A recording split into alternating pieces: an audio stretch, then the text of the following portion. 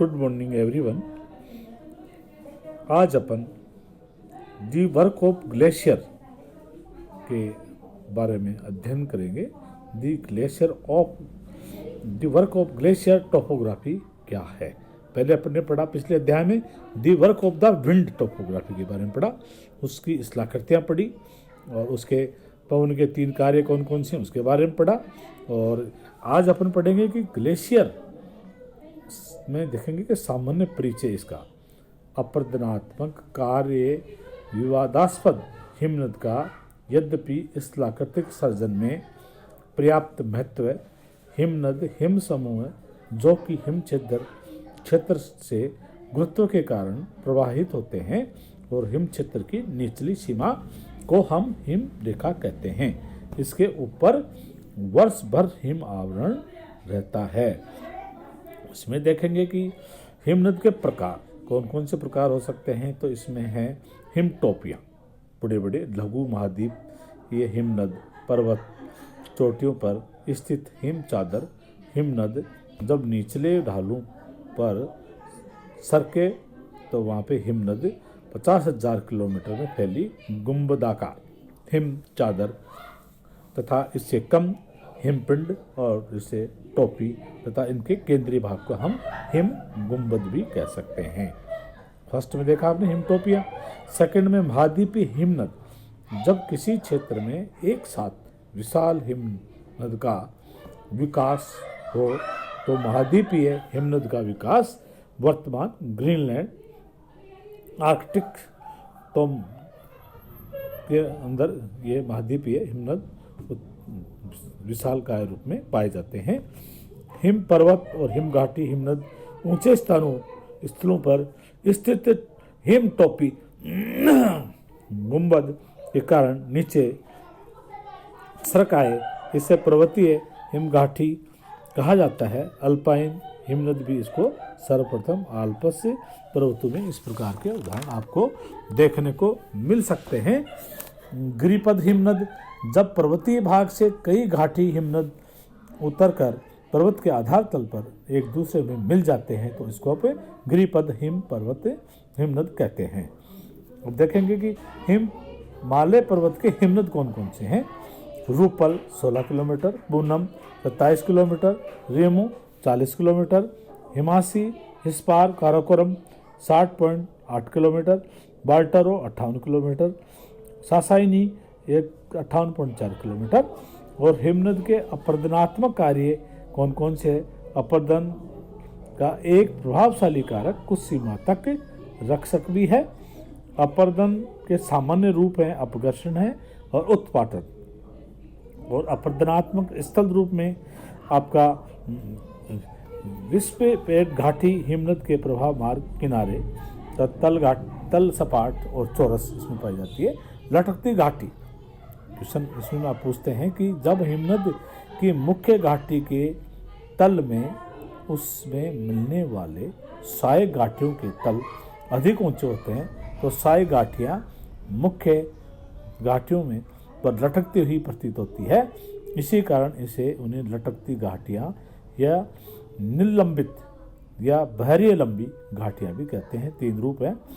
सर्क या हिमग्वर, सर्क की घाटी के शीर्ष भाग पर एक गुंबदाकार, इस डायग्राम में देखते हैं कि इसमें एक वर्ग सरखंड भी है। हिमनद का प्रवाह किस प्रकार हो रहा है इस डायग्राम से अपन को देखने को मिल रहा है। और इसमें हिम की टांड सर्क बेसिन में अधिक हिम के दबाव और गहराई के कारण तली में गड्ढे बन जाते हैं और हिम उसमें से जल भरने जाने के बाद टांड झील का निर्माण होता है। अरेत या तीक्ष्ण कटक, जब किसी भी पहाड़ी क्षेत्र में अर्धवृत्ताकार गर्त एक दूसरे के नीचे की ओर सरकने लगती है तो उसके मध्य का भाग अपवृत होकर नुकीला होने लगता है। धीरे धीरे पूर्ण विकसित अत्यंत तीक्ष्ण और चोटी ही अरेत कहलाती है। हांड या ग्रीसरंग, जब किसी पहाड़ के प्रासरों पर कई सरक बन जाते हैं, जब निरंतर अपघर्षण द्वारा ये पीछे हटते जाते हैं तो इनके मिल जाने पर पिरामिड के आकार की चोटी का निर्माण होता है। इसी को अपन हांड या गिरि सुरंग कहते हैं।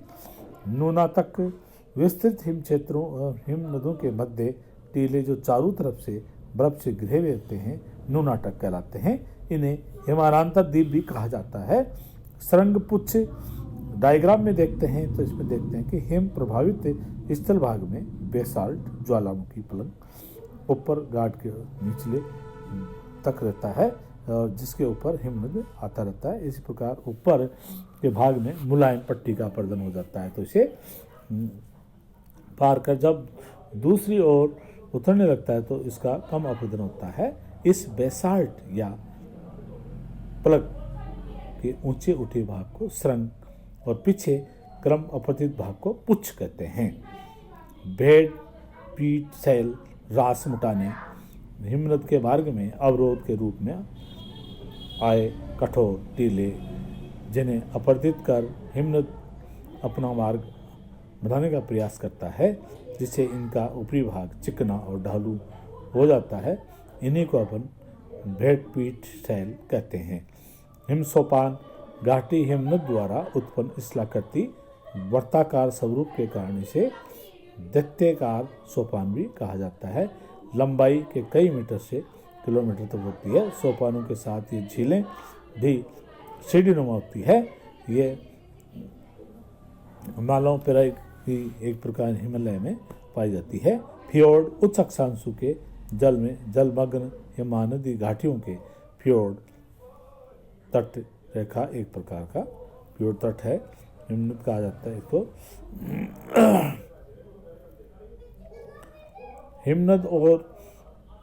हिमनद का परिवहन और निक्षेपण क्या कार्य है? शिलाखंड कंकड़ पत्थर रेत इट्स परिवहन इन्हें सम्मिलित के रूप में ग्लेशियर और कहा जाता है। हिमनद अपने साथ बारीक कणों को लेकर के बड़े शिलाखंड तक परिवहन करता है। जब इन्हें अपने साथ बहाकर नहीं ले जाता तो निक्षेपण कर देता है। इसी को हिमोड कहा जाता है। अंतिम हिमोड 3 प्रकार का है, अंतिम, मध्यस्थ, पार्श्विक और तलीय 4 प्रकार का इसमें। और ड्रमलिन गोलास में मृत्तिका द्वारा निर्मित एक प्रकार के ढेर या टीले जिनका आकार उल्टी नौका या कटे हुए उल्टे अंडे के समान होता है। इसका ढाल असमान होता है और अक्षरेखा हिमनद के समानांतर होती है। इसे अंडे की टोकरी को स्थलाकृति भी कहा जाता है। इसमें हिमानी जलोढ़ निक्षेप स्थलाकृति के अंतर्गत एस्कर का निर्माण होता है। हिम पिछलने से प्राप्त जलधाराओं से निक्षेप से बने लंबे संकरे सर्पिलाकार लहरदार इसकी आकृति है। कैम हिमनद के अग्रभाग के पिघलने से निक्षेपित टीला रेत बजरी से रचना के बारे में तीव्र ढाल वाले होते हैं। और कैटल हिम गर्द हिम के पिघलने जाने से इसका मध्य गहराई तक छोटे छोटे टीले इन्हें अपन कैटल हिमक कहा जाता है। हिमनद अवक्षेप के मैदान भी अपन को इसमें देखने को मिलते हैं। तो आज अपन देखते हैं कि हिमनद के द्वारा कौन कौन से जो the work of the glacier topography में इसका परिचय पड़ा। इसके प्रकार हमने देखे, हिमटोपियाँ हैं, महाद्वीपीय हिम हैं, पर्वत हिम हैं, इसके बारे में अपन ने देखा। और इसके परिवहन और निक्षेपण के कार्य कौन कौन से हैं, इनकी आकृतियाँ कौन कौन सी हैं। परिवहन निक्षेपण में अपने हिमोड है, ड्रमलिन है ना, एस्कर है, केन, ये सारी चीज़ें अपन ने देखने को मिली। आज इतना ही। थैंक्स।